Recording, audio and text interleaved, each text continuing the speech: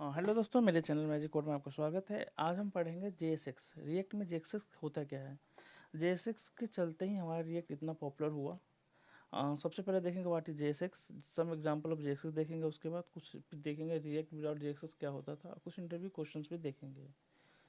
तो JSX जो है होता क्या है, जैसे कि सबसे पहले हमें उसके डेफिनेशन से JSX होता है JavaScript XML is a syntax extension used to React that allows you to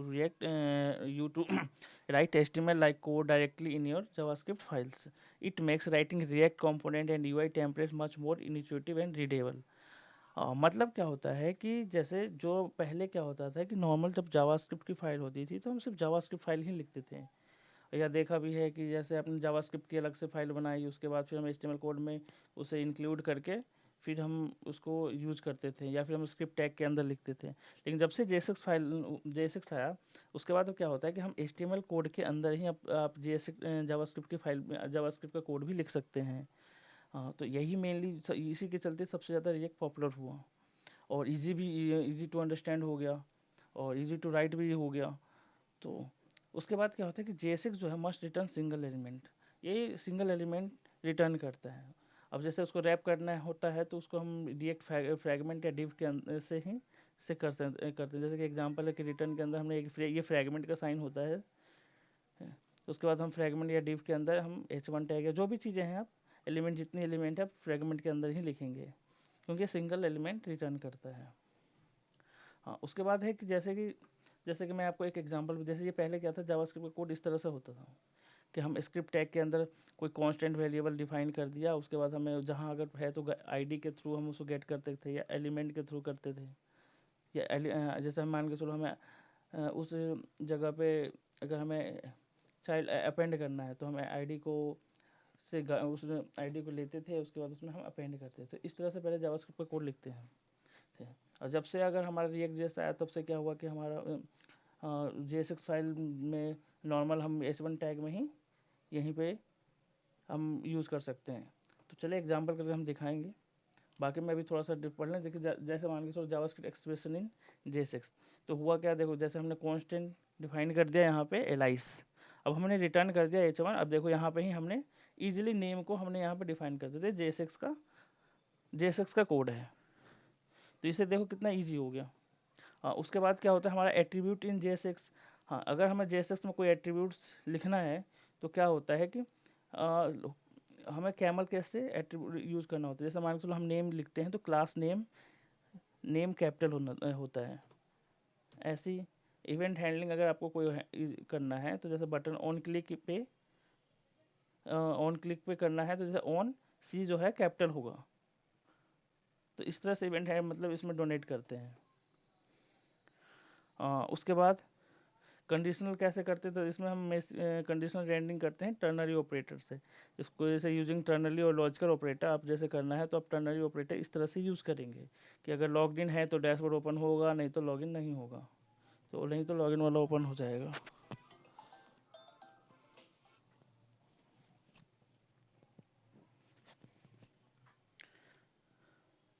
अब चले मैं आपको कोड से एक एक करके लाइव एग्जाम्पल करके दिखाता हूँ।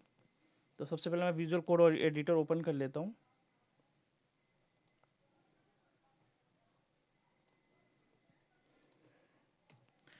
विजुअल कोड एडिटर मैं ओपन कर लेता हूँ।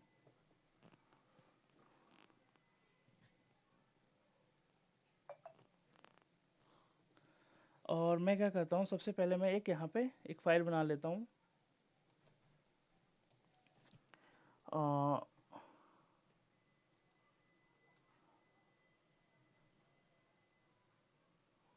और कुछ भी नाम से JSX फाइल के नाम से मैं बना लेता हूँ, use.jsx के नाम से बना लेता हूँ। ठीक है। उसके बाद मैं यहाँ पे एक फंक्शन बना लेता हूँ। मतलब JSX के जो भी कंपोनेंट, जब कंपोनेंट बनाते हैं तो उसमें जो बेसिक होते हैं, जैसे फंक्शन, सॉरी, इसमें सबसे पहले जब जैसे कंपोनेंट बनाएंगे तो फर्स्ट लेटर हमेशा कैपिटल होना चाहिए। अब मैं यहाँ पे यूज़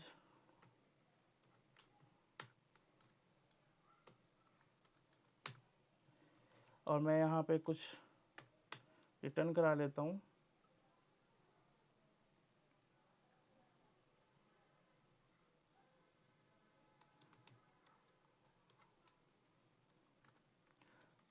अब ये देखिए ये हो गया रिएक्ट फ्रैगमेंट।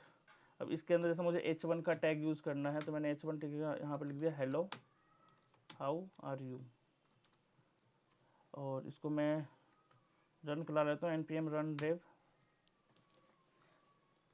जब भी आप प्रोजेक्ट अगर नहीं रन है तो उसको रन कराना सबसे पहले ज़रूरी है। उसके बाद मैं इसको ब्राउज़र में ओपन कर लेता हूँ।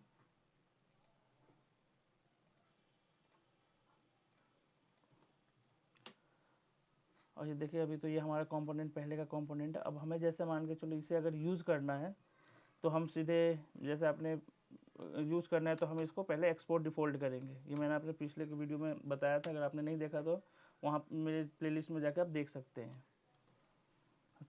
मैं एक्सपोर्ट डिफ़ॉल्ट कर देता हूँ यूज, और मैं app.json में क्या करूँगा यहाँ पे यहाँ से मैं इंपोर्ट कर लूँगा इसे।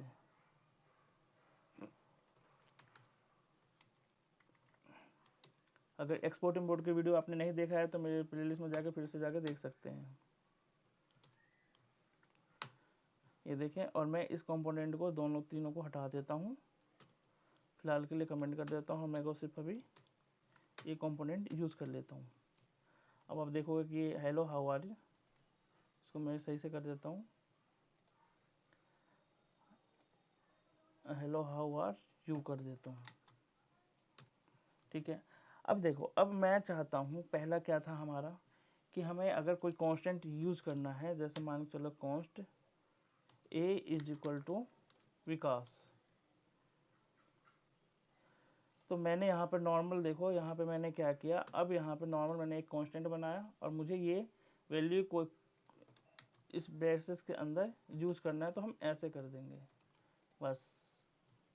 अब देखो प्रिंट हो गया ना, विकास आ गया। तो क्या कितना इजी हो गया जब से JSX आया रिएक्ट में JSX के फाइल को यूज़ करना। यही अगर आप नॉर्मल जावास्क्रिप्ट में करते तो पहले हम इसकी वैल्यू को आईडी से वो कर लेते, इसके एलिमेंट को उठाते, फिर वहाँ पे हम इनर HTML करके वहाँ पे वैल्यू डालते हैं, तो कितना लंबा प्रोसेस होता है। तो इस तरह से इसमें ये होता है। और अगर मान के चलो अगर आपको ऑन क्लिक इवेंट लगाना है, जैसे कोई बटन पे क्लिक इवेंट लगाना है, तो जैसे मैं मान के चलो एक बटन लगा देता हूँ, बटन सबमिट कर देता हूँ या क्लिक में कर देता हूँ, क्लिक मी। अब मैं कह सकता हूँ इसके क्लिक पे अलर्ट मेरा फायर हो जाए। तो नॉर्मल सी बात है कि ऑन क्लिक पहला इसमें रहता है कि इसमें सी जो है कैपिटल हो जाएगा, ऑन क्लिक्ड। और मैं एक यहाँ पे फंक्शन बना देता हूँ, फंक्शन हैंडल क्लिक,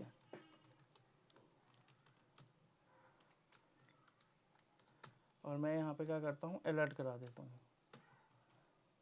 तो देखो ये फंक्शन को हमने यहाँ पर नॉर्मल यूज़ कर लिया। अब बस अब देखोगे क्या होगा, इस क्लिक पे देखो अलर्ट प्रिंट हो, कितना इजी हो गया जब से मतलब JSX में ये सब काम करना। तो ये है, जैसे मान के चलो अगर दो चीज़ों का सम करना है क्लिक पे, जैसे मान के चलो अब हम नॉर्मल यहाँ पे सबमिट पे करना है कि 1+2